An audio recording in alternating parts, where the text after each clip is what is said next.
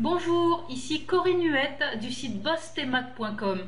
Bienvenue dans cette vidéo sur les suites géométriques partie 1. Alors dans cette vidéo, je vais tout simplement t'expliquer comment on montre qu'une suite n'est pas géométrique ou qu'une suite est géométrique.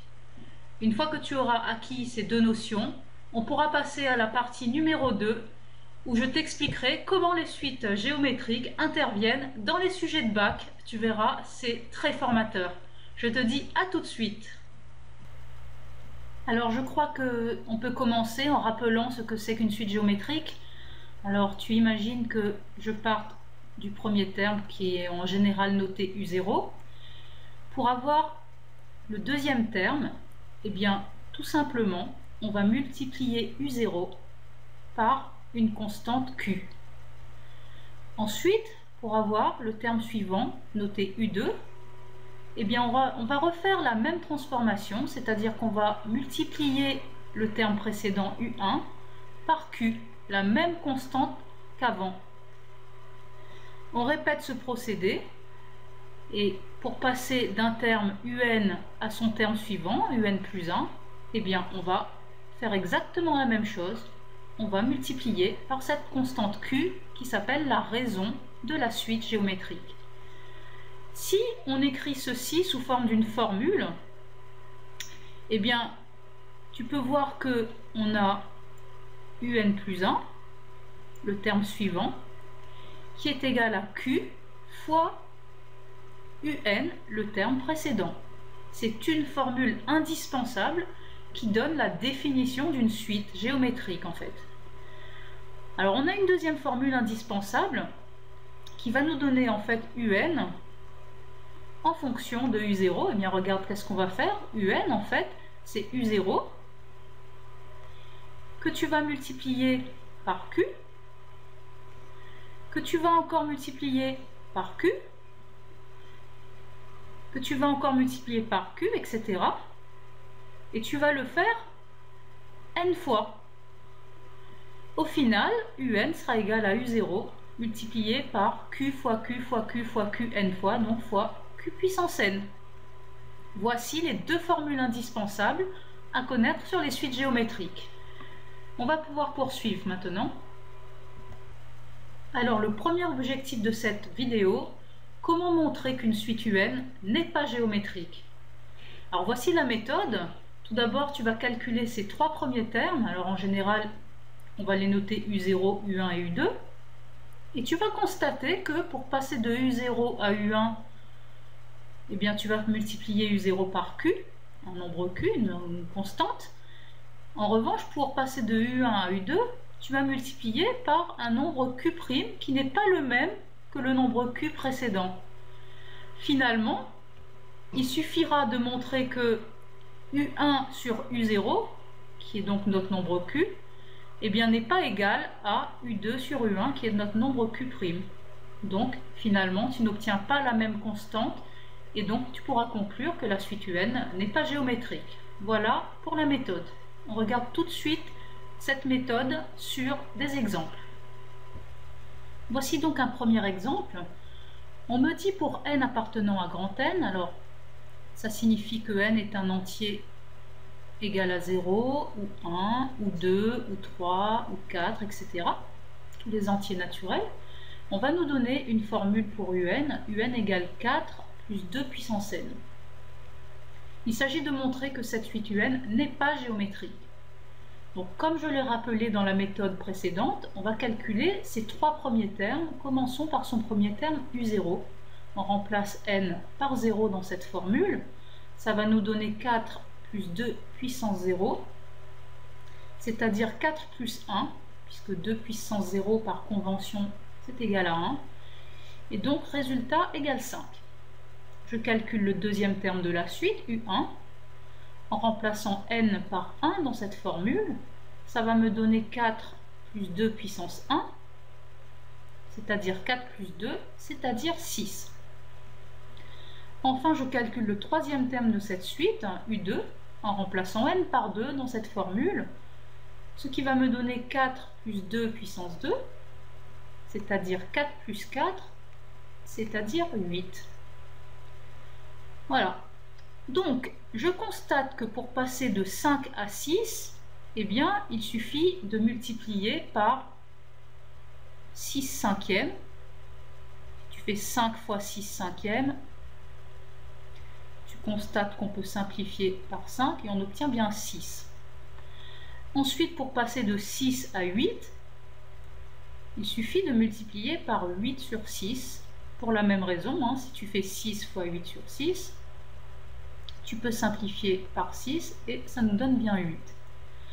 Donc, finalement, quand je calcule U1 sur U0, j'obtiens 6 sur 5. Et quand je calcule U2 sur U1, j'obtiens 8 sur 6. Donc, pour passer d'un terme à l'autre, je ne multiplie pas par le même nombre. Donc, je peux dire que U1 sur U0 n'est pas égal à U2 sur U1. Et ceci me permet de conclure que ma suite UN n'est pas géométrique. Est-ce que tu as compris cela? Dans le deuxième exemple, on me donne une suite récurrente. Alors elle est donnée par U0 égale moins 1, son premier terme, et la relation de récurrence UN plus 1 égale 1 moins 5 UN au carré, tout des entiers n. Il s'agit encore de montrer que la suite UN n'est pas géométrique, et je vais procéder comme précédemment, en calculant ces trois premiers termes pour commencer.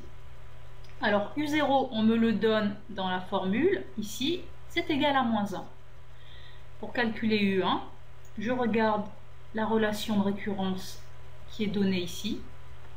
En remplaçant n par 0, je vais avoir U indice 0 plus 1, c'est-à-dire U1, qui est égal à 1 moins 5 U0 au carré. Et je vais remplacer U0 par la valeur moins 1. Cela va me donner 1 moins 5 fois donc moins 1 qui est au carré. Donc ça va me faire 1 moins 5 fois moins 1 au carré qui fait 1. Et 1 moins 5, ça fait moins 4. Ensuite, je calcule U2, toujours grâce à cette relation de récurrence, en remplaçant cette fois-ci n par 1, puisque U indice 1 plus 1, ça fait bien U indice 2. C'est donc égal à 1 moins 5 U1 au carré. Et par le même principe, je vais remplacer U1 par sa valeur qui valait moins 4. Ça va donc me faire 1 moins 5 fois moins 4 qui est au carré, c'est-à-dire 1 moins 5 fois moins 4 au carré qui fait 16. Et 5 fois 16, c'est égal à 80. Donc 1 moins 80, résultat, moins 79. Alors, pour passer de U0 à U1, de moins 1 à moins 4, est-ce que tu es d'accord qu'on a tout simplement multiplié par 4?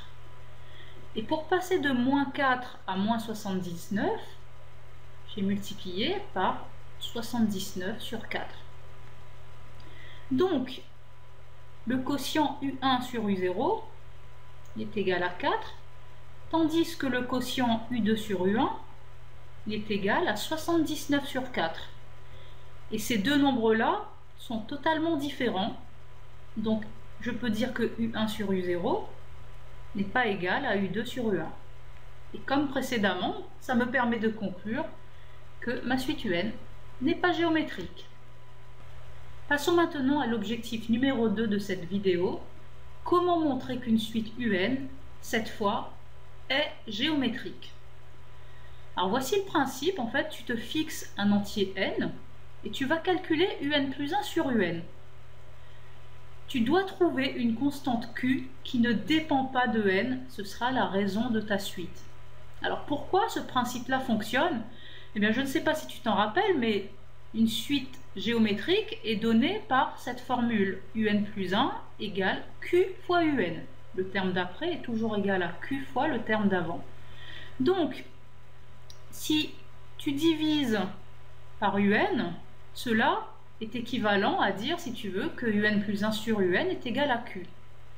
Donc je répète, pour montrer qu'une suite est géométrique, tu calcules un plus 1 sur un et tu montres que le résultat est une constante q qui ne dépend pas de n. On voit ça tout de suite sur un exemple. Voici l'exemple 3. Pour n entier naturel, on donne un égale 3 fois 4 puissance n plus 1. On doit montrer que cette suite un est géométrique. Donc, comme je l'ai rappelé précédemment, on va se fixer un entier naturel n, soit n appartenant à grand N, et on va calculer un plus 1 sur un en espérant trouver une constante q qui ne dépend pas de n.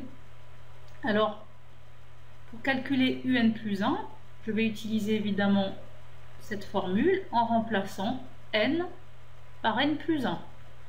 Ça va me faire 3 fois 4 puissance n plus 1, c'est-à-dire n plus 2, sur 3 fois 4 puissance n plus 1. Alors, ici, tu vois que 3 sur 3, ça s'annule. Qu'en est-il des 4? Alors, il faut que tu comprennes que 4 puissance n plus 2, en fait, c'est 4 fois 4 fois 4 fois 4 fois 4, n plus 2 fois.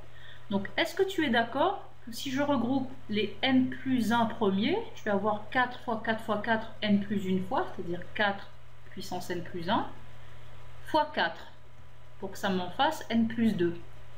Pour ce qui est du dénominateur, je vais conserver 4 puissance n plus 1, puisque maintenant je vais pouvoir simplifier 4 puissance n plus 1, et au final mon résultat sera égal à 4.